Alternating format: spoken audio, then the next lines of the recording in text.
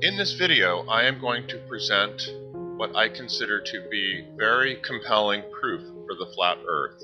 I have total confidence in the data collected and the interpretation of the data, and yet I still don't really understand how this evidence could be so clearly supporting the conclusion that the Earth is flat. Because how could the Earth be flat? I can't even begin to wrap my head around that concept. But the evidence clearly supports this conclusion.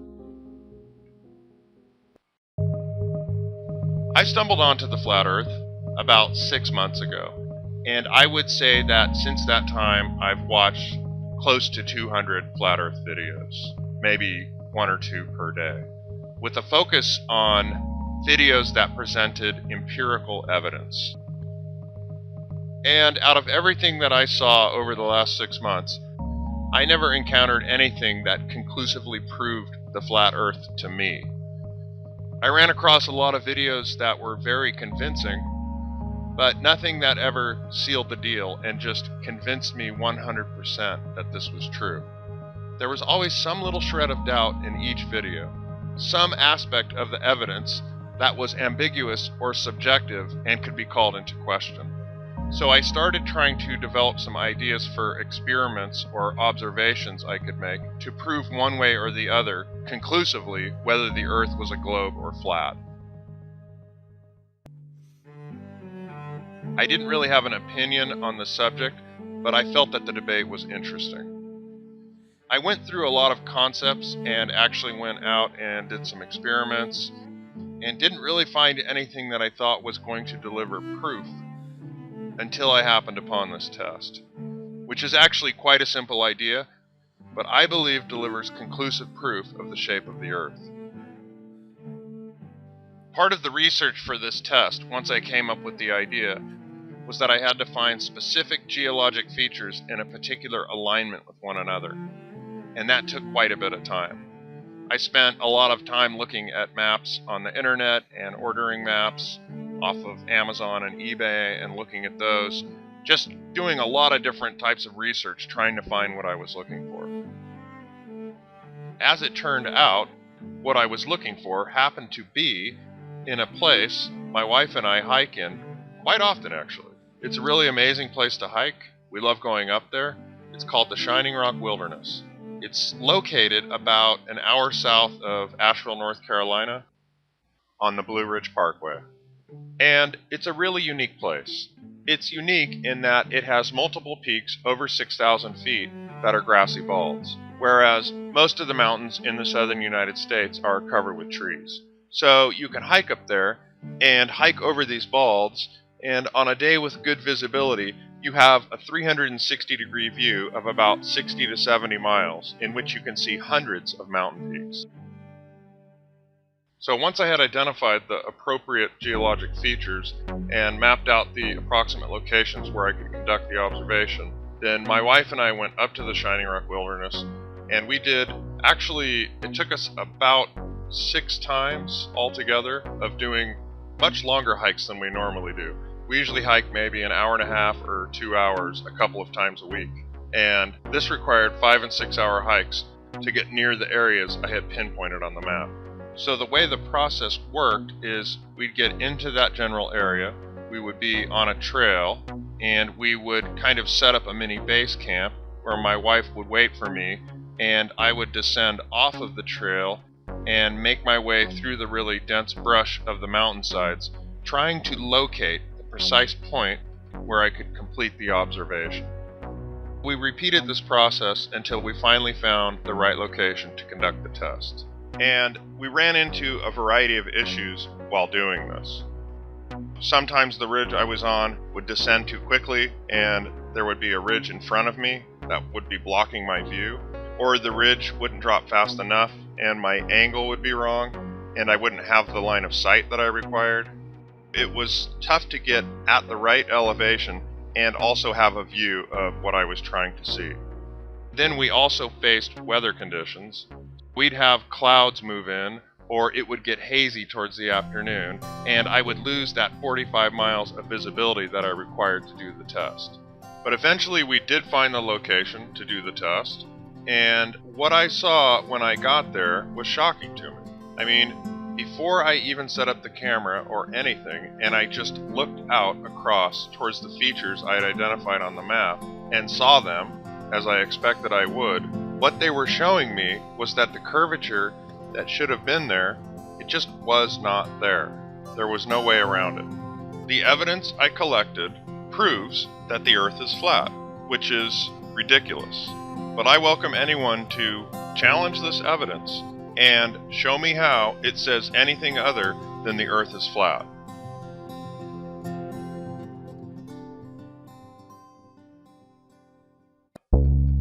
Okay, so as to the design of the test, I'd like you to take a look at this beach ball, which is obviously spherical, as the Earth is claimed to be. So we're going to zoom in on a section of the beach ball, and imagine you have three objects affixed to the surface that are all the same height and in a row.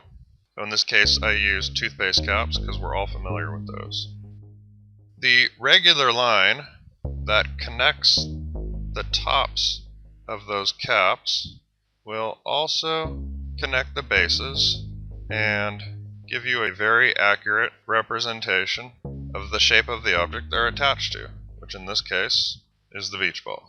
So get rid of the line and the caps, and we're gonna zoom back out and get rid of the beach ball. In its place, we have the globe. Again, we're going to zoom in on a section of the globe, and same thing. Imagine you have three objects that are the same height, all in a row. In this case, I chose mountains because most mountains all over the world, the elevation has been recorded, and there's lots of sources for that. It's fairly easy to find three mountains in a row that are the same elevation. It took me some time, I think this, because it was the first time I ever did it. Trying to locate this was actually pretty difficult and time consuming, because you need three mountains of equal elevation, or actually you need two. One on either end can be higher, and you can actually just go down a little lower from the peak to make the elevation. But it requires certain characteristics. Those three mountains have to be in a straight line. Two of them have to be the same elevation. The third one has to be the same or a little bit higher. And the peaks also that you're observing have to be prominent. In other words, they have to raise up above the surrounding landscape. So mountains around those mountains. And they have to be prominent enough to where there aren't any mountains in between them that are taller. So they have to be tall mountains in a row without tall mountains in between them. So it's a little challenging to find this. It does take some research and maybe even going out and doing some observations and scouting around on trails, which is what I did. But it is doable.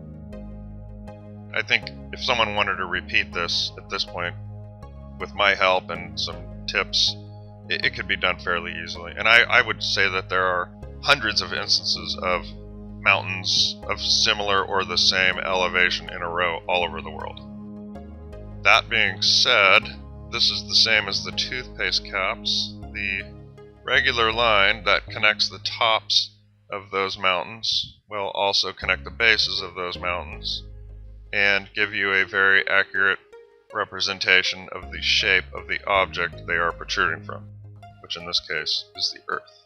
Okay, get rid of the line and the mountains, and we're gonna zoom back out. Now we're gonna look at, instead of a sphere, we're gonna look at a flat surface. So in this case, it's a ruler. And again, imagine you have three objects that are all the same height attached to the surface. And again, we have the toothpaste caps, and again, the regular line that connects the tops of those caps also connects the bases of those caps and gives you a very accurate representation of the object they are attached to, which in this case is the ruler. And if we get rid of the caps and the ruler, instead we have a flat Earth, and 3 mountains that are all the same height, then we have the same phenomenon, that the line that connects the tops of the mountains also connects the bases of the mountains and gives us a very accurate representation of the object they're protruding from, which in this case is the Earth. Okay, so we're going to get rid of the line and the mountains and the flat Earth, and we're going to go back to the globe for a moment here, and if we zoom in once again on our section of the globe, and we put our 3 mountains back, and for the sake of this demonstration, we'll call this mountain number 1, and we'll call this mountain number 2, and we'll call this mountain number 3. So, if you're standing on mountain number 1, and it's 5,400 feet, and you're on a globe, and mountain number 2 is 5,400 feet, and mountain number 3 is 5,400 feet, then if you're looking from mountain number 1 to mountain number 2, your line of sight is straight. But the surface that the mountains are protruding from, which is the surface of the Earth, is curved. So your line of sight is straight, but the surface of the Earth is curved, and so therefore you would never see mountain number 3, because the curvature introduces declination, visible declination of mountain 3, and it's going to drop down. Particularly if this distance right here between mountain number 2 and mountain number 3 is vast, 30, 40, 50 miles, then you're looking at many hundreds and even thousands of feet of declination, which is visible sinkage of the mountain. So it's literally sinking out of view from your horizontal line of sight over the top of the 2 mountains. Okay, that makes sense. So we're going to get rid of the line of sight and the mountains, and we're going to zoom out again and get rid of the globe, and let's go back to our flat Earth and our 3 mountains on the flat Earth. So if we call this mountain number 1, and this is mountain number 2, and this is mountain number 3, if you're standing on mountain number 1 and looking across to mountain number 2, then mountain number 3 should be either just barely visible or just barely obscured behind mountain number 2. And if you're somehow able to move perpendicular to the line created by the alignment of the 3 mountains, say 100 or 200 feet, and then look across to mountain number 2, and these peaks are all prominent, in other words, they're standing individually with nothing obscuring the side of them, then if you can move 100 or 200 feet off to one side, when you look across past mountain number 2, you would see mountain number 3. And of course that's on a flat Earth. So your line of sight would be right at mountain number 3. So that's the basic premise of the test. Find 3 mountains in a row, 2 of them of similar or identical height. One of them can be slightly higher, but put myself at the same exact elevation of the other 2 and look across and record the observation and see, is mountain number 3 visible, or is mountain number 3 not visible because the Earth is curved and it has visually declined by a significant distance? That's the test. Part of my quest in trying to put this test together was not only to find 3 mountains that were the same elevation in a row, but also 3 mountains that were well known and well photographed, so that anyone watching this video could validate for themselves that indeed I was actually recording the mountains that I claimed I was recording. So one of the mountains is Tennant Mountain, which isn't actually in the video, but is where the camera was placed to capture the shot. And actually I was on a ridge down in front of Tennant Mountain. And the foreground mountains, and in particular Frying Pan Mountain, is a really recognizable mountain. It's got a Forest Service tower on top of it and 2 communications antennas. Also included in the shot, but not really part of the test, is number 4 here, as you can see, Mount Pisgah. And Mount Pisgah also has a tower on the top of it, and it's a really popular spot for hikers, just like Frying Pan Mountain is. both of the mountains are very well photographed and well known, so it's going to be real easy for anyone to validate that the mountains I claim are in the video are the actual mountains in the video. As for the mountain in the background of the shot, Graybeard Mountain, there aren't quite as many pictures of it on the internet, but they can be found. And Graybeard Mountain is part of the Black Mountain Range, which rises up out of Black Mountain, North Carolina. There's really only maybe 9 or 10 prominent peaks on the entire Black Mountain Range. So with a little bit of work, it's fairly easy to confirm that the mountain I'm claiming is Graybeard Mountain is indeed Graybeard Mountain. Okay, and to do a little more validation here of my data, I have Google Maps. As you can see, there's Tennant Mountain listed. I was actually a little less than half a mile in front of Tennant Mountain. Not really at the peak, but down in front of it. And you can see that the distance from Tennant Mountain to Graybeard Mountain, not the trailhead, this is the only thing they list, is the trailhead. The mountain is actually right there, so it's a little bit further. They don't list the mountain for some reason, but you can see the distance is 40.43 miles, and I was about 0.43 miles in front of Tennant Mountain. So it's roughly 40 miles from my location with the camera to the peak of Graybeard Mountain. And then, of course, I'm looking past Frying Pan Mountain, which is somewhere in here, and I have a map for that as well. This is Frying Pan Mountain. See up here, Frying Pan Mountain to Graybeard Trail. Again, it's to the mountain. So this is Frying Pan Mountain. So Tennant Mountain was back here where the camera is, and from Tennant Mountain to Frying Pan Mountain is about 6 miles. Then you can see the distance from Frying Pan Mountain to Graybeard Mountain is 33.79 miles. And I just went with 34 miles. Okay, and with regard to locating images of the mountains that I used, you can see here, here's a search for Frying Pan Mountain. There are lots of images of the tower and from the tower.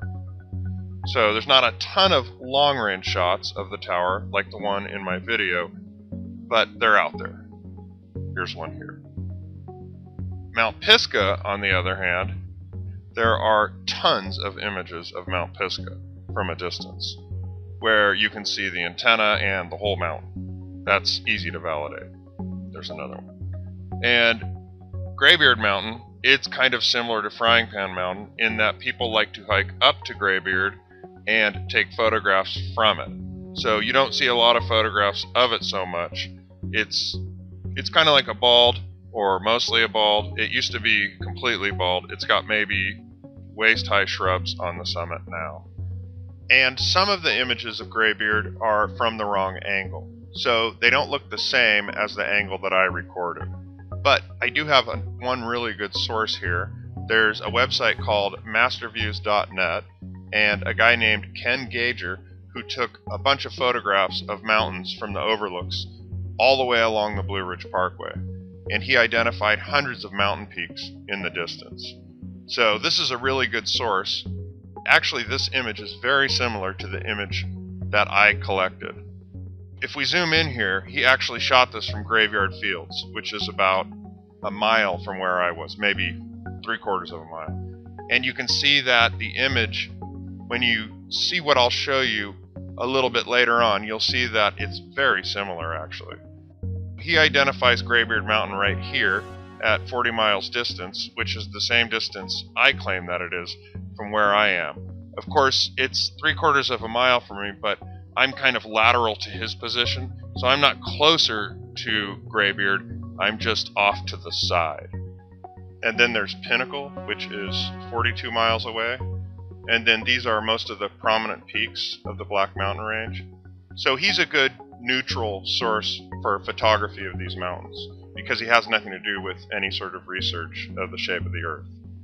And you can see here's Frying Pan Mountain. That means I'm off down behind this ridge here, which is Graveyard Ridge, off to the side. I'm looking past Frying Pan Mountain at Graybeard Mountain. you'll see that this looks very similar to the video I recorded, the evidence that I'll be sharing with you shortly. So that's some evidence for Graybeard Mountain. If you need to validate that what I'm showing you is Graybeard Mountain, then it definitely can be done. The Black Mountain Range is very identifiable. Like I said, there's probably only about 10 prominent peaks, and that would include all of the ones he lists here. So there's Graybeard, Pinnacle, Potato Knob, Clingman's Peak, Mount Gibbs, Mount Mitchell, which is a great place to hike, Mount Craig, which is another great place to hike. All of these are the most prominent peaks, I would say, of the Black Mountain Range, which rises up out of Black Mountain, North Carolina.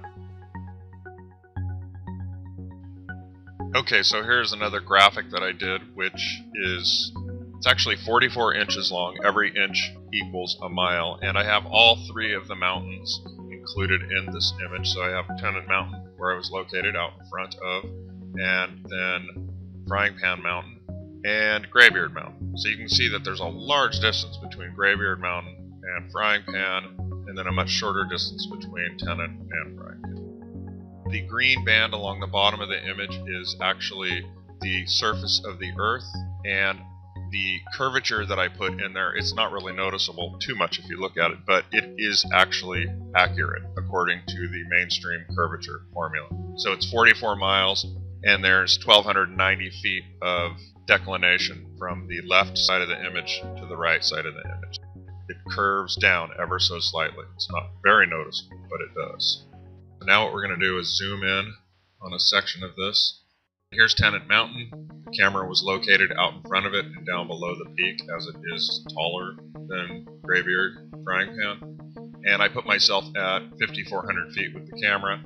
Actually, the altimeter, which I verified continually along the hike with topographic maps, was giving me a reading of 5,380 feet, which is really more my target height. I wanted to err on the low side.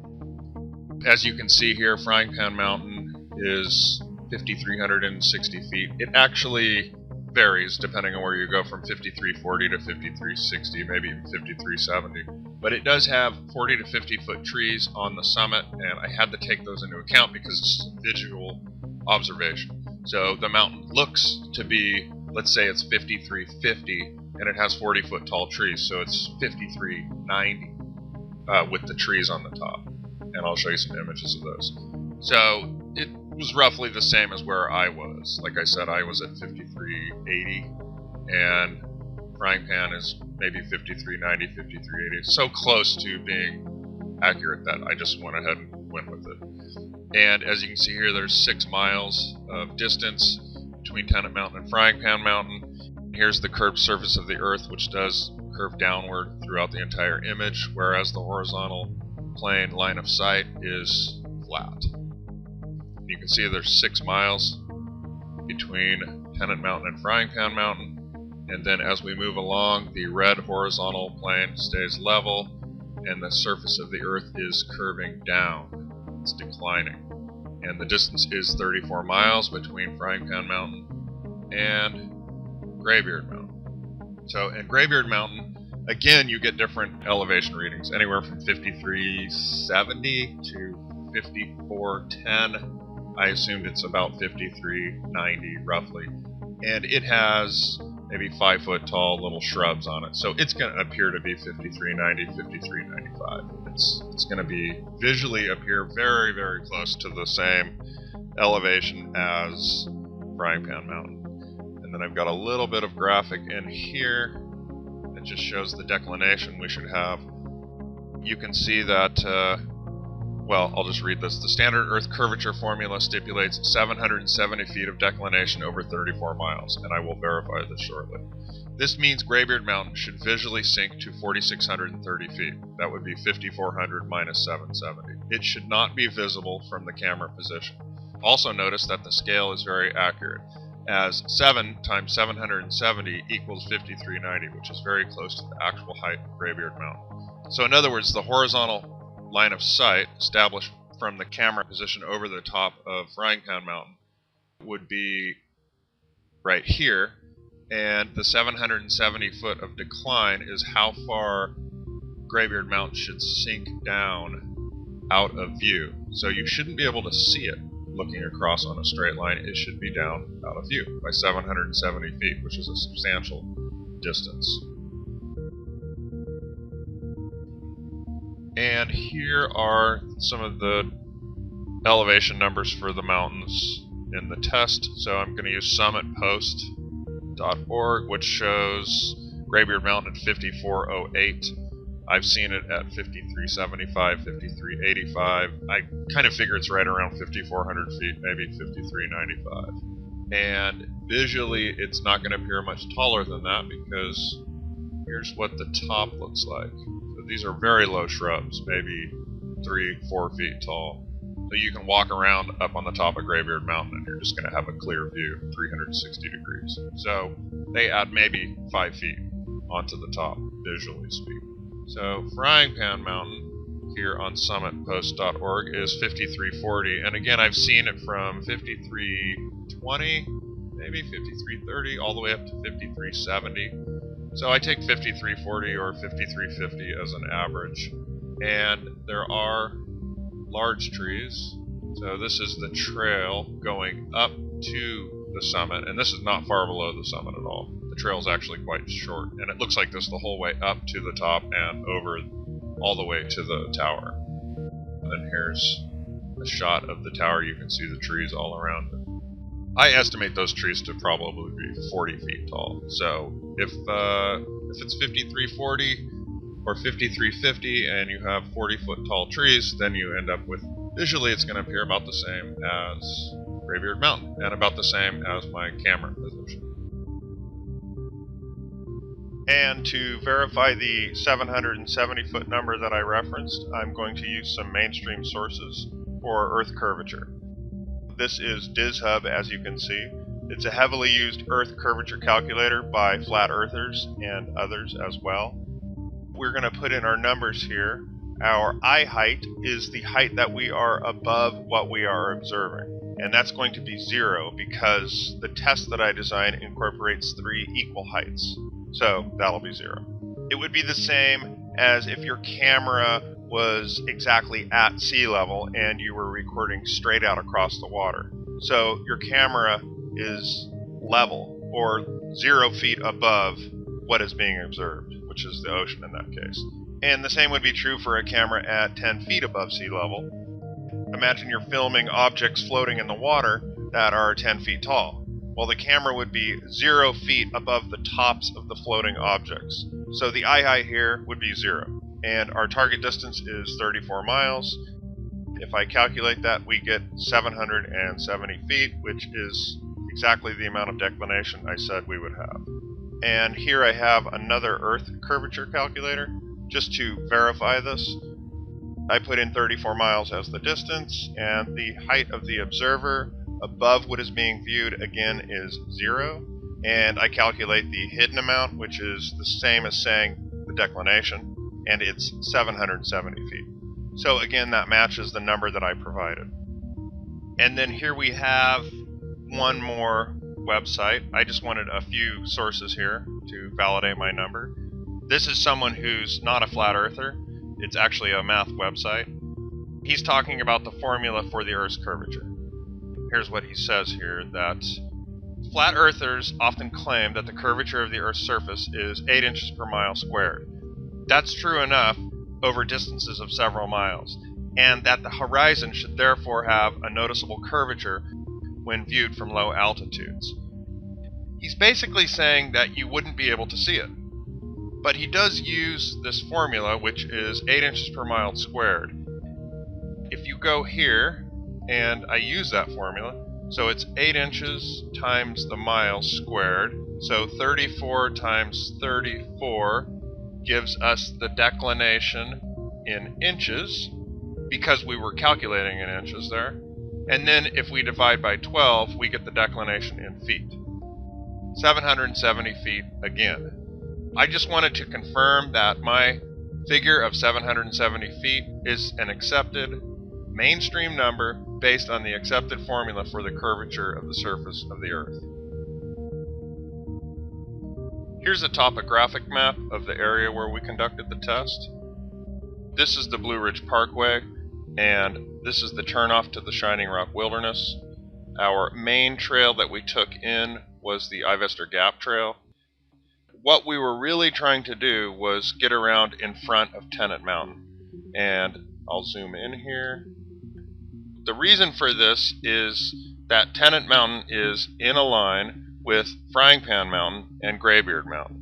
But it's 6,040 feet tall, so it's too tall to conduct a test from the summit. The idea was to get around to the front and get down to 5,380 feet in order to do the test. So the first two attempts we made were off of the Ivester Gap Trail down this purple trail. You can see here the trail runs just under the 5,600 foot interval at about 5,500 feet. So I dropped down from the trail about 120 feet, and I went back and forth on this mountainside trying to get a view down this line of sight towards Frying Pan Mountain and Graybeard Mountain. The problem was, though, is that it was either this ridge or this ridge. I didn't know which at the time, or maybe even one further out front was getting in the way of the shot. We went up here twice in this area until eventually we just had to give up because I could not get a view. Then we decided to continue out on the Ivester Gap Trail. These purple trails denote our failed attempts, so this was our second failed attempt. The problem with this trail was that by the time we got to the line of sight, the trail had descended to about 5,300 feet, which was just too low for the test. As we were trekking around the mountainsides here, we came to realize that this ridge that didn't have a trail was most likely the one that was blocking my view, and also where I would get the shot. So we set up a little base camp approximately 20 feet below the trail. Here's our little base camp, you can see. And here's the altimeter, which verifies that we were at 5,670 feet, which is just about right. Because if you look at the topo map here, you've got 5,600 feet. 40 feet for each interval would be 5,640, 5,680. The trail's at about 5,690, and 5,670 would be just about right at 20 feet below the trail. Wisely, my wife decided not to go bushwhacking with me down the mountainside. That was a really good decision. It was extremely difficult. She waited for me here at the base camp, and I started just going down this ridge, trying to find a clearing. Initially I was trying to find a clearing, someplace I could set up a tripod that I'd been carrying with me.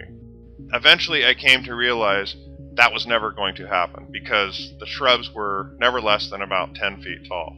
This actually took me 3 separate tries. So I went down this trail that I made down the mountainside and made 3 different attempts to find the location to make the shot. And we actually came out here to this base camp and went through this whole process 3 different times. What I was doing was I was just moving back and forth on the hillside, just always looking for a clearing and trying to get that view until I finally realized I was never going to get a view on the ground and I had to start climbing trees. I would say I probably climbed about 15 trees altogether until finally on our 3rd trip I found the tree that was at the right elevation and on the line of sight. Luckily I had the tree saw, which you saw at our base camp, because what I realized was that if you climb up in a tree and it's at the right elevation and you have a good line of sight, you're sitting in the middle of the tree, the branches are all sticking out and blocking your view. But luckily I did find the right tree and I was able to cut away the branches and conduct the test, record the observation, and you will see that shortly. Here's another piece of data I'd like to share. This is a website called Peak Finder, which surprisingly I did not discover until about 3 weeks ago. This would have been really helpful in locating the mountains to do the test. I actually used to go up to Shining Rock Wilderness and look around at all of the distant mountains and wonder how I could identify them. I had actually even gone to a lot of different websites trying to find a way to identify mountain peaks. I'd gone to a site called Peakware and Peakery and probably several others, and just happened to miss this site. But anyway, this is going to be really valuable for us right now because This site is going to validate my claim as to which mountains we're looking at. So you can see here that this is the view from Tennant Mountain, which is correct because we're on a ridge slightly below the summit of Tennant Mountain. This is a really amazing technology in that you can virtually stand on top of most mountains in the world as long as they're recorded, and you can spin around 360 degrees. If you use this binocular tool here, you can actually click on almost all of the mountains around you, and you will get the elevation and the distance from you and the direction to that mountain. If we zoom all the way out here, you can see this is most likely the ridge we were on, and I was somewhere right about here. And this is probably the first ridge we were on in which my view was obscured. If we zoom in again, you can see that this is most likely the third attempt we made down this ridge, and this trail just dropped too quickly and our elevation ended up being too low. If you look here, you can see the mountains that will be in the shot and look very similar to this. So here's Frying Pan Mountain, here's Graybeard, the two primary subjects of the observation. Here's Pinnacle, which is also in the shot. Here's Mount Pisgah. Again, every website has slightly different elevations.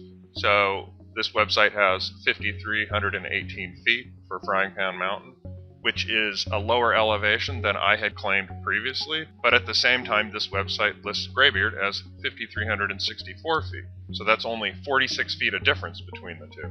Okay, so that's it for the subject of the test. One other thing I did want to show you is if you look over here at this mountain, this is Little Pisgah Mountain. It's listed as 5285 on this website, and Frying Pan is listed as 5318. Most resources for elevations are going to show different elevations for Frying Pan Mountain and Little Mount Pisgah, but the difference is almost always going to be about 30 to 40 feet. So Little Mount Pisgah is always going to be listed as about 30 to 40 feet shorter. And if you look here, you can see that the distance to Frying Pan Mountain is listed as 6.6 miles, and the distance to Little Mount Pisgah is 9.2. If we turn off the binoculars, notice that if you draw a horizontal line across here, Little Mount Pisgah is up higher in the shot than Frying Pan Mountain, because the shot is from the top of Tennant Mountain, which is 6,040 feet. So when you look at the shot that I got, you will see that Little Mount Pisgah appears shorter than Frying Pan Mountain.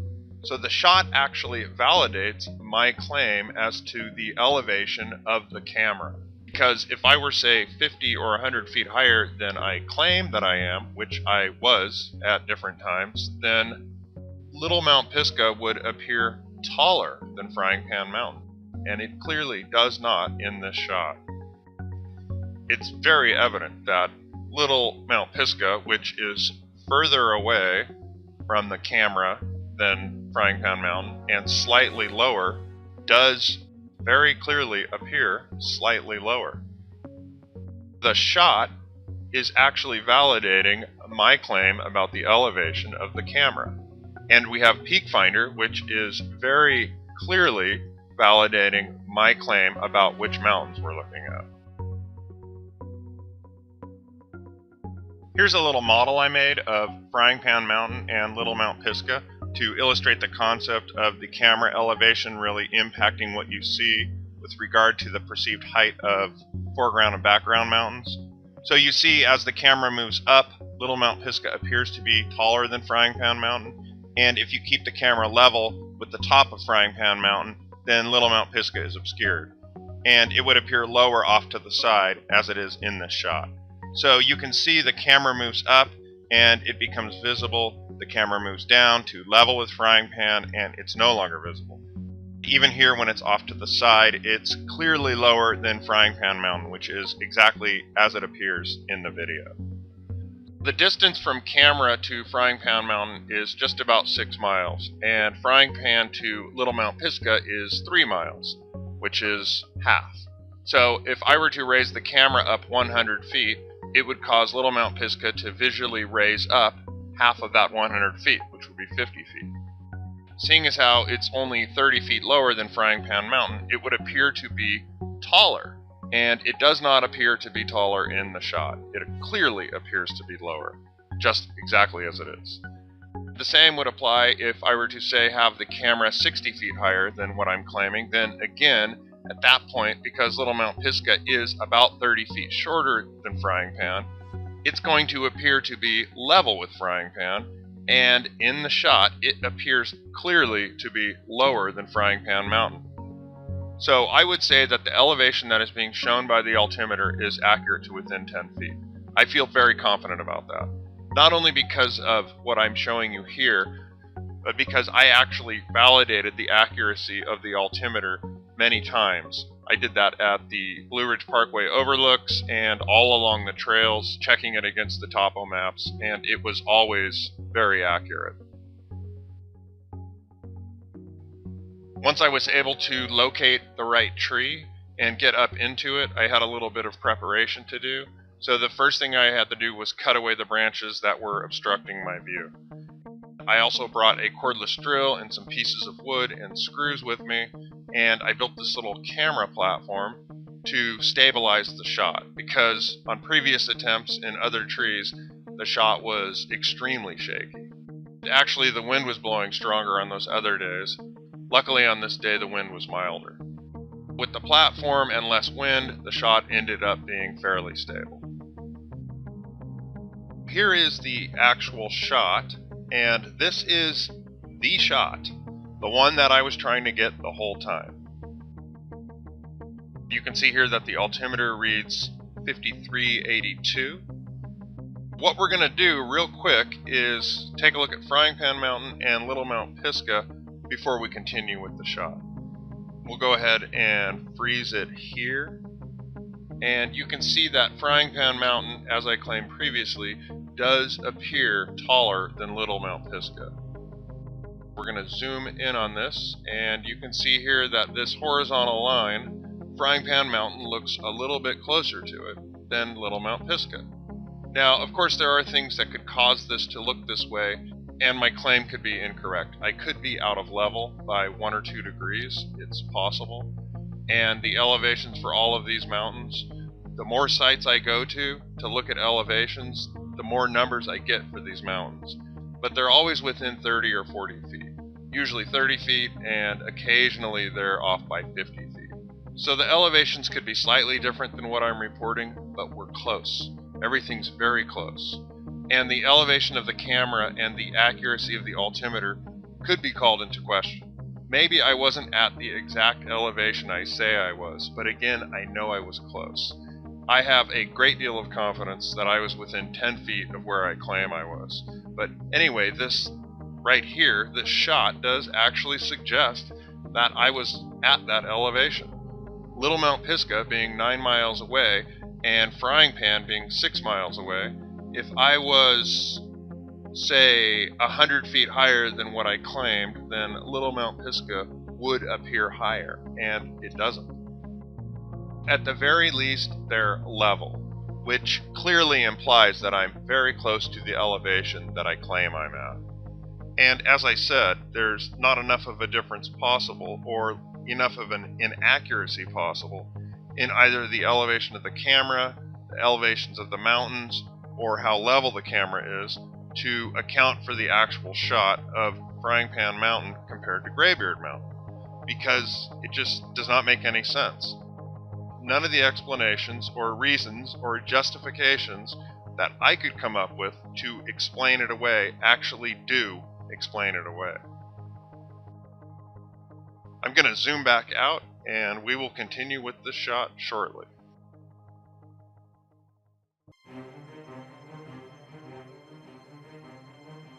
So I'm just going to let this shot run for a while. I captured a lot of this video, and none of it is great. My camera's fairly good. The stability of the little platform I made was okay. The tree was moving around a little bit. I was moving around a little bit. But it's clear. You can see what I intended to have you see. There's Frying Pan. To the left is Graybeard. To the left of that is Pinnacle. To the left of that is Bald Knob. And Graybeard and Bald Knob are basically about 5,400 feet in elevation, which is about the same as Frying Pan Mountain. But they're 34 miles back. Actually, I think Bald Knob is 36 miles back. In this shot, you just see no... There's the altimeter again. And one note on the altimeter is that, I checked it when I got back to base camp. Every single time it was accurate. I checked it when I got back on the trail. Every time it was accurate. So I don't have any reason to believe that it's inaccurate. I'm just trying to play devil's advocate here and look for what could possibly be wrong with this observation. This observation shows these mountains on a flat plain. Now, I don't know why that is. I mean, I can evaluate evidence and tell you that that's what the evidence says, and I don't see any evidence for refraction. Every single time I went up there trying to capture this evidence, the mountains were at the exact same position. They didn't raise up and lower down. Refraction wasn't moving them around. There was no, unless it was consistently moving them up or down the same way every single time. And every single day since that I've been up at Shining Rock, and I've probably gone there 12 or 15 times since, and I'm always looking over at those mountains. I have like a little line of sight that I can use to check, and the mountains are always exactly the same height. They don't move around. If refraction is occurring, it's the same refraction every single time, consistently, without fail. This shot I find to be completely bizarre. Do I believe that the Earth is flat? That's a big leap to make. A really big leap to actually believe in a conspiracy theory of that size. It is craziness. But what am I supposed to do with this evidence? I don't really know. Honestly, I don't really know. But I felt compelled to make this video. I felt compelled to collect irrefutable evidence one way or the other, so I could end the internal debate I was having about it and answer the questions I was having regarding flat Earth, because I did find the debate interesting. What we're going to do is we're going to freeze the shot right here, and this is the shot that I was attempting to capture the whole entire time. And this is Frying Pan Mountain, as you already know. This is Graybeard. This is Pinnacle, which, as you can see, is roughly 250, 255 feet taller than Graybeard Mountain, and that's kind of the average of all the different sources. And then there's Bald Knob, which I haven't mentioned before, but we'll just take a quick look back at Peak Finder to confirm that Bald Knob is the peak we're looking at. So here's Frying Pan, here's Graybeard, and then here's Pinnacle, and here is Bald Knob. They show, I think, on this site, Bald Knob is, 15 feet higher than Graybeard. But again, I went with the averages of a lot of the other sites that I was looking at, topographic sites, and some of the other peak locating sites. Again, it's kind of irrelevant, because if I were to change the elevations 30 or 40 or 50 feet here and there, we still essentially get the same result of the observation. If Graybeard is 53.95, Bald Knob is 53.75, that again is an average. Graybeard is 34 miles from Frying Pan Mountain. Bald Knob is 36 miles from Frying Pan Mountain. If we put a horizontal line in here, you can see that the line barely touches Graybeard, and it's slightly above Bald Knob. Now maybe that's 100 feet or more, so that might not be, I might be slightly out of level, like I had mentioned previously. So what I wanted to do is show you that if I tilt the image and get Graybeard and Bald Knob to both touch the line, or just barely miss it here on Bald Knob, which would be really accurate, it really makes no difference. The line is hitting about the same place on Frying Pan Mountain. So what I'm going to do is just leave it the same. Furthermore, the other thing is that Bald Knob is actually 36 miles away, whereas Graybeard is 34 miles away. If I were to go to the Earth Curvature Calculator, you can see here that 36 miles away gives 864 feet of declination, whereas 34, as we already know, gives 770.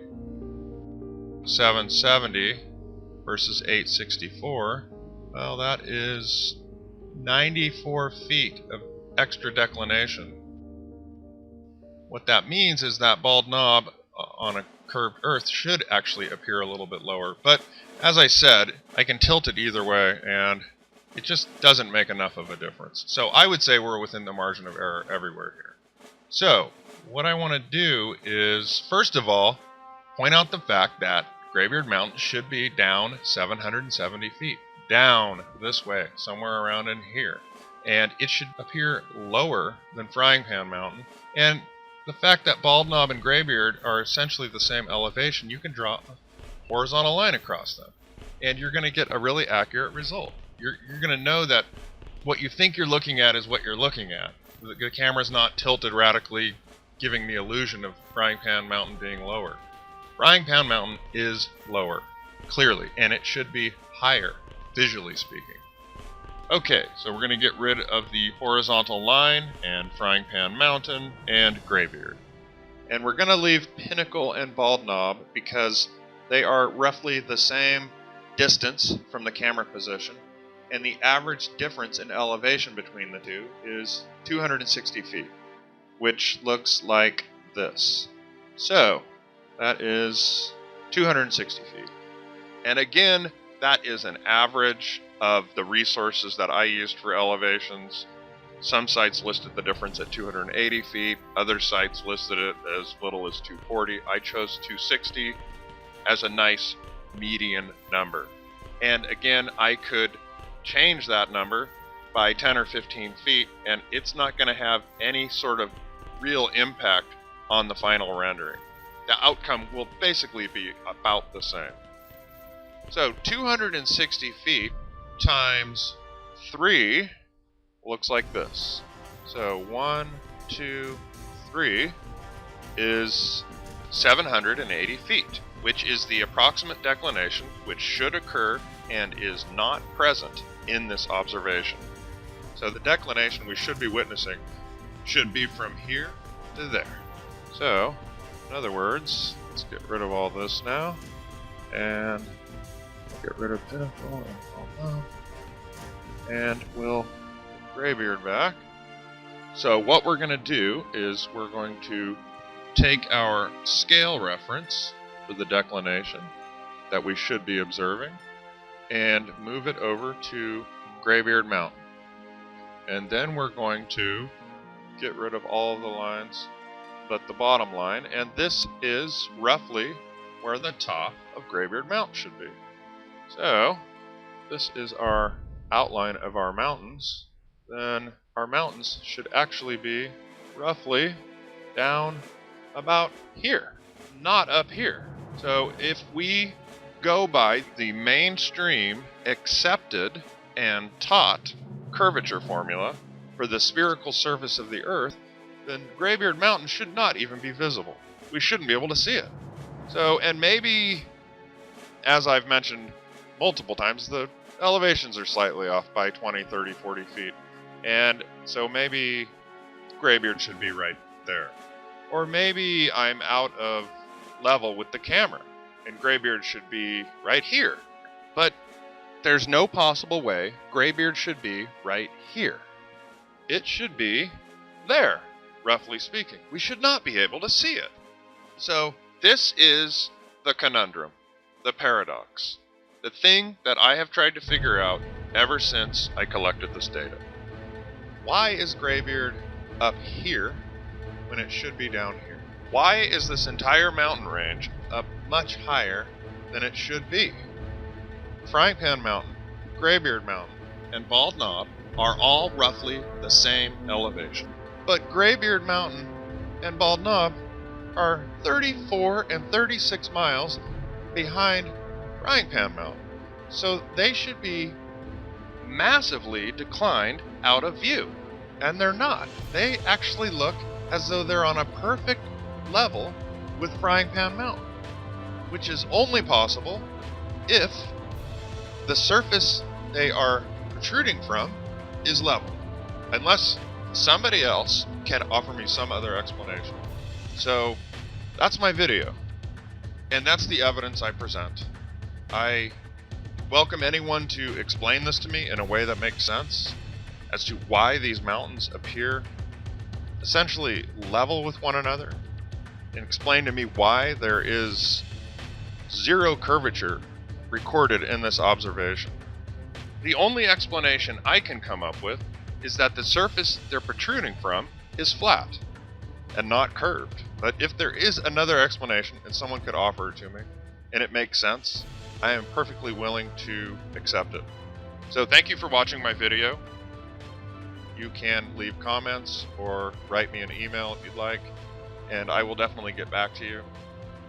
As I said, anyone who can explain this to me in a rational, logical way, I would greatly appreciate it, because I have spent many hours trying to explain this to myself, trying to find a reason other than the Earth is flat for this observation, and I've yet to find it.